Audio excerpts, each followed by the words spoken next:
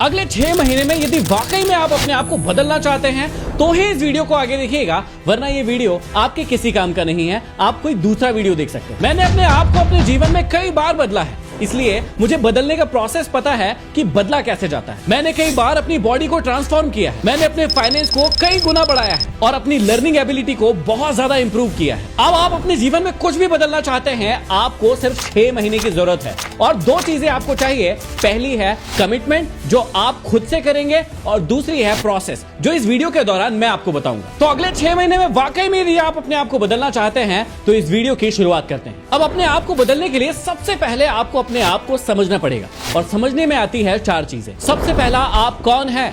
दूसरा, आप अपने आप से क्या चाहते हैं। तीसरा, आप बदलना क्या चाहते हैं। और चौथा, इन चीजों को बदलना क्यों चाहते हैं। इन चारों प्रश्नों के जवाब जब तक आपके पास नहीं आ जाते, आप बदलाव की शुरुआत नहीं कर पाएंगे। अब आप कौन है, इस प्रश्न का जवाब ढूंढने के लिए आपको अपने माइंडसेट को समझना पड़ेगा, अपने नजरिए को समझना पड़ेगा कि आप दुनिया को, चीजों को कैसे देखते हैं। कैरोल ने अपनी स्टडी में 2 प्रकार के माइंडसेट की बात की है। पहला होता है पुअर माइंडसेट और दूसरा होता है रिच माइंडसेट। अब इस वीडियो के दौरान आप अपने आप से पूछिएगा कि आप किस माइंडसेट के व्यक्ति हैं। यदि आप रिच माइंडसेट के व्यक्ति हैं तो आपको बदलने की जरूरत नहीं है, आपको इसी प्रकार से कंटिन्यू रहना है। लेकिन यदि आप पुअर माइंडसेट के व्यक्ति हैं तो आपको आज से ही अपने आप में बदलाव करने की बहुत ज्यादा जरूरत है, क्योंकि जब तक ये माइंडसेट नहीं बदलेगा आप अपने जीवन में थोड़ा सा भी आगे नहीं पहुंच पाएंगे। पहले जानिए पुअर माइंडसेट के व्यक्ति के बारे में कि वो सोचता कैसे है। पुअर माइंडसेट का व्यक्ति कहेगा कि पैसा हर बुराई की जड़ है, जितनी भी चीजें बुरी है इस दुनिया में वो पैसे के कारण ही है, पैसा तो खराब होता है। या वो कहेगा कि मेरी तो किस्मत ही खराब है,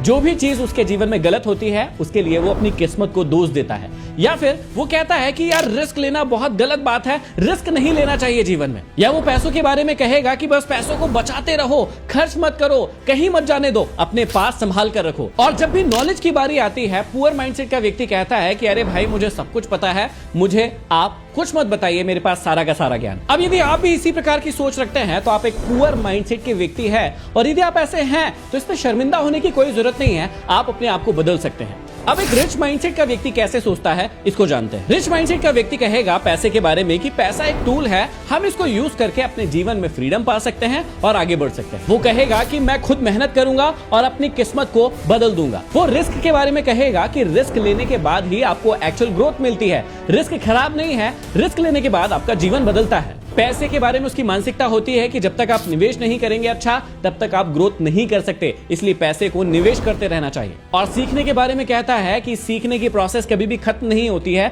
हमें हमेशा ही सीखते रहना चाहिए। तो ये एक रिच माइंडसेट का व्यक्ति होता है। अब वीडियो में आगे बढ़ने से पहले आप ये तय कीजिए कि आप पुअर माइंडसेट के व्यक्ति है या रिच माइंडसेट के व्यक्ति है। आपकी सोच कैसी है, आपका नजरिया कैसा है, आप चीजों को कैसे देखते हैं। यदि आप पुअर माइंडसेट के हैं तो प्लीज आपको चेंज करना पड़ेगा अपने माइंडसेट को, और यदि आप रिच माइंडसेट के व्यक्ति हैं तो आप कंटिन्यू कर सकते हैं। आगे आपको समझना पड़ेगा कि आप चाहते क्या हैं, आप क्या बदलना चाहते हैं और क्यों बदलना चाहते हैं। जब मैं अपने पिताजी के साथ गैरेज पर काम किया करता था तो मैं अपने जीवन को बदलना चाहता था। पहला मैं चाहता था कि मैं उस काम से बाहर निकलूं, दूसरा मैं चाहता था कि मैं कुछ ऐसा काम करूं कि मैं अपने आप की और अपनी फैमिली की लाइफ को चेंज कर पाऊं। फिर मैं चाहता था कि मेरी हेल्थ अच्छी हो, मैं फाइनेंशियली फ्री बनूं और मैं आगे बढ़ूं अपने जीवन में। आपको भी अपने जीवन में जो भी चाहिए पहले आपको उसे चाहना पड़ेगा, अपने आप से पूछना पड़ेगा कि आप अपने आप से चाहते क्या है। अभी आपके जीवन में ऐसी कौन सी परिस्थिति चल रही है जिसको आप बदलना चाहते हैं। अब आगे अपने आप को क्लियर करना पड़ेगा कि आप बदलना क्या क्या चाहते हैं। आपकी हेल्थ खराब है, आप उसे ठीक करना चाहते हैं। आपको नौकरी में कम पैसा मिल रहा है, आप उसे बढ़ाना चाहते हैं। आपके रिश्ते ठीक नहीं है, आप में आत्मविश्वास की कमी है, या आप बहुत डरपोक है। ऐसी कौन सी चीज है जिसे आप पहले बदलना चाहते हैं, सबसे पहले उसे आपको क्लियर करना होगा। इसके बाद आपको अपने स्ट्रॉन्ग वाई का पता होना चाहिए कि ये सारी की सारी चीजें आप करना क्यों चाहते हैं।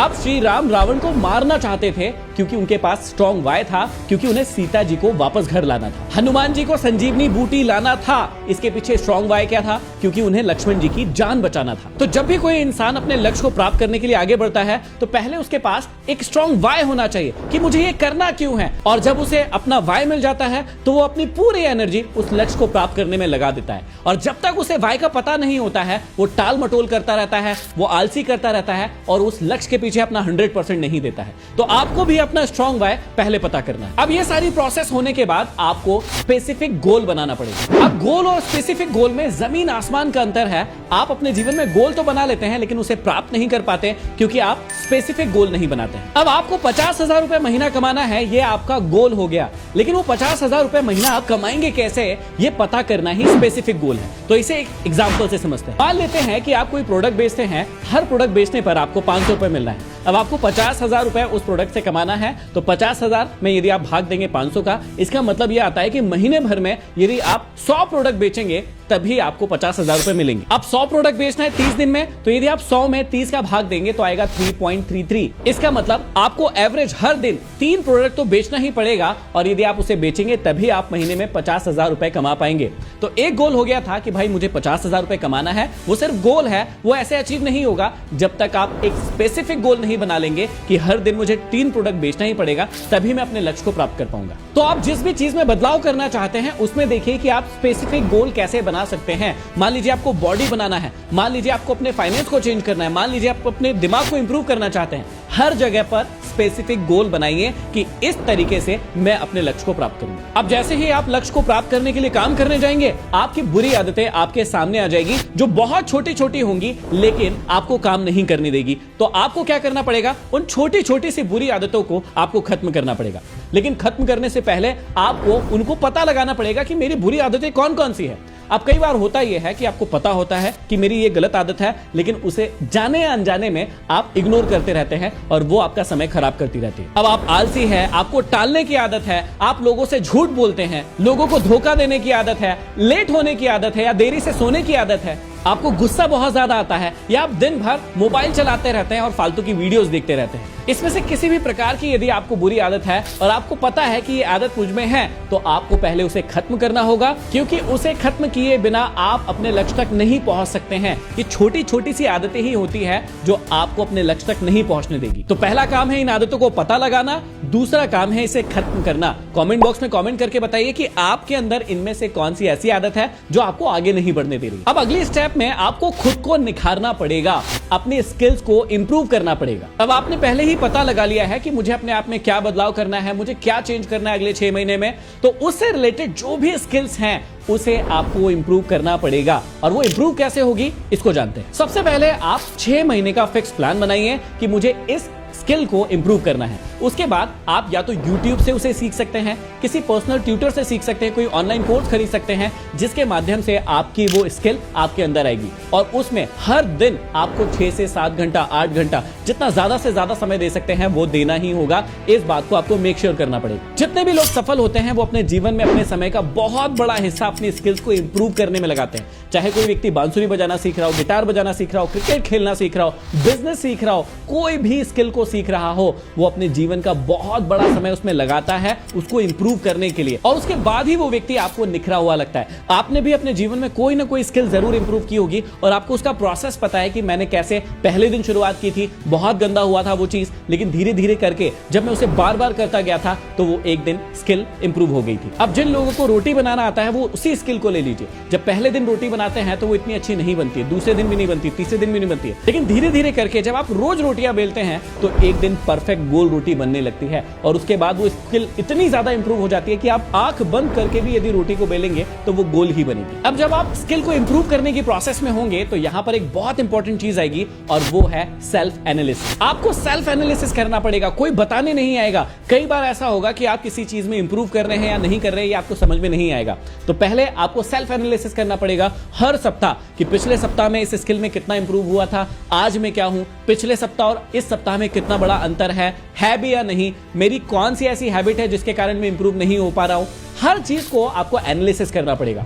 दूसरी चीज, यदि आपको खुद को समझ में नहीं आता है तो आपके जो भी प्रिय लोग हैं जो आपको एक्चुअल में आईना दिखा सकते हैं उनके पास जाइए और उनसे पूछिए कि मैं पिछले वीक और इस वीक में इस स्किल में कितना इंप्रूव हुआ हूं।